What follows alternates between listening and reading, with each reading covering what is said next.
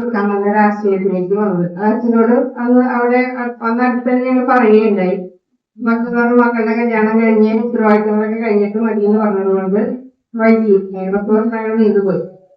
അങ്ങനെ കഴിഞ്ഞ ഫെബ്രുവരി മാസത്തിലെ എന്റെ ഭർത്താവ് ബാബുരാജ് കിഡ്നി കൊടുത്ത ഒരു ഗുരുവായൂരുള്ള സാമ്പത്തിക സ്ഥിതി വളരെ മോശമായ ഒരു മുസ്ലിം പയ്യന് വേണ്ടി കിഡ്നി കൊടുക്കാൻ വേണ്ടി തയ്യാറാവുകയും അതിന്റെ ടെസ്റ്റുകൾ കുറെ നടന്നു. പക്ഷെ അത് അവസാനത്തെ ടെസ്റ്റില് ചെറിയ കുറച്ച് വലുപ്പത്തിൽ എന്റെ കിഡ്നിയിൽ നിന്ന് പറഞ്ഞതുകൊണ്ട് അത് സാധിച്ചില്ല. ആ സമയത്ത് തന്നെയാണ് എന്റെ അനിയത്തിയുടെ ഭർത്താവിന് ആത്മീയമായിട്ട് പെട്ടെന്ന് കിഡ്നി രോഗം സ്ഥിരീകരിച്ചു. ഡോക്ടർമാർ പറഞ്ഞു എത്രയും വേഗം കിഡ്നി ട്രാൻസ്പ്ലാന്റ് ചെയ്യുന്നു. അപ്പൊ ഞാൻ പറഞ്ഞു ഞാൻ കൊടുക്കാൻ തയ്യാറാണ്, ആർക്കെങ്കിലും കൊടുക്കണമെന്ന് ഞങ്ങൾ തീരുമാനിച്ചിരുന്നാണ് 10 വർഷത്തിന് മുമ്പ്. അപ്പൊ അങ്ങനെയാണ് ഞങ്ങളത് കൊടുക്കാൻ ഉണ്ടായ സാഹചര്യം. ഇപ്പോ ജനുവരി 28-ാം തീയതിയാണ് എന്റെ കിഡ്നി ട്രാൻസ്പ്ലാന്റ് കഴിഞ്ഞത്, ഡൊണേഷൻ കഴിഞ്ഞത്.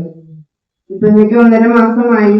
വേറെ ബുദ്ധിമുട്ടുകളൊന്നും ഇപ്പൊ എനിക്കില്ല. ആദ്യത്തെ ഒരു 2 ആഴ്ചക്കാലം നമുക്ക് ചെറിയ ബുദ്ധിമുട്ടുകളൊക്കെ ഉണ്ടായിരുന്നു. പിന്നെ നമ്മൾ 1.5 മാസം ശ്രദ്ധിച്ചിരുന്നു. ഇപ്പൊ കുറച്ച് ജോലികളൊക്കെ ചെയ്യാൻ ഡോക്ടർ പറഞ്ഞിട്ടുണ്ട്. വേറെ മരുന്നോ ബുദ്ധിമുട്ടുകളോ ഒന്നും എനിക്ക് വേറെ പ്രശ്നങ്ങളൊന്നും ഇല്ല. പിന്നെ എനിക്ക് വളരെ മുമ്പ് പ്രഷറൊക്കെ ഉണ്ടായിരുന്ന ആളായിരുന്നു. പ്രഷറിന് ഞാൻ മരുന്ന് കഴിച്ചിരുന്നു. പക്ഷെ ചിട്ടയായ ജീവിത രീതി കൊണ്ടും ഭക്ഷണ രീതി കൊണ്ടും എന്റെ പ്രഷർ പൂർണ്ണമായും എനിക്ക് കൺട്രോളാവാനും മരുന്നില്ലാതെ 2 വർഷം ഞാൻ മരുന്ന് കഴിച്ചിട്ടുള്ളൂ. അതിനുശേഷം യോഗ, മെഡിറ്റേഷൻ, ഭക്ഷണ നിയന്ത്രണം, അതിലൂടെ നമുക്ക് ജീവിതം നല്ല രീതിയിൽ മുന്നോട്ട് കൊണ്ടുപോകാൻ സാധിച്ചു. പ്രഷറിനെ നിയന്ത്രിച്ചു. അങ്ങനെ മനസ്സിന് നല്ല കരുത്ത് ശക്തിയൊക്കെ ഞങ്ങൾക്ക് ഓപ്പറേഷന്റെ ഭാഗമായിട്ട് ഒരു പേടിയൊന്നും എനിക്ക് ഉണ്ടായിരുന്നില്ല. എന്റെ വീട്ടിലെ മക്കൾക്കോ ഹസ്ബൻഡിനോ ഒന്നും ഉണ്ടായിരുന്നില്ല. എന്ന് വെച്ചാല് ഇങ്ങനെ കൊടുത്തവരായിട്ട് ഞങ്ങൾക്ക് നല്ല ബന്ധം ഉണ്ടായിരുന്നു.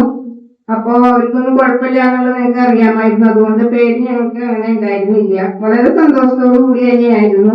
ആർക്കെങ്കിലും കൊടുക്കാന്ന് വിചാരിച്ചാണ് ഞങ്ങള് ഇങ്ങനെ ബന്ധത്തിൽ തന്നെ വേണ്ടി വന്നു. അതുകൊണ്ട് ഞങ്ങൾ കൊടുക്കുന്നു മാത്രമേ ഉള്ളൂ.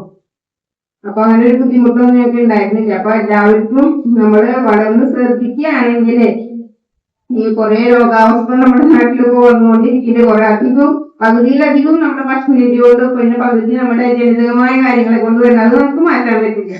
അപ്പൊ നമ്മുടെ ഭക്ഷണ രീതി കൊണ്ട് വരുന്ന രോഗങ്ങൾ നമ്മൾ പരമാവധി നമ്മളൊന്ന് ശ്രദ്ധിച്ചാല് നമുക്കതിനെ കൺട്രോൾ ചെയ്യാൻ പറ്റും, മരുന്നില്ലാണ്ട് ജീവിക്കാൻ പറ്റും എന്നുള്ള പൂർണ്ണ വിശ്വാസം എനിക്കുണ്ട്. നിങ്ങളുടെ എല്ലാവരും അതിനെ മുന്നോട്ട് വരണം, നല്ലൊരു ജീവിത രീതിയിലേക്ക് വരണം എന്ന് മാത്രമേ എനിക്ക് പറയാനുള്ളൂ.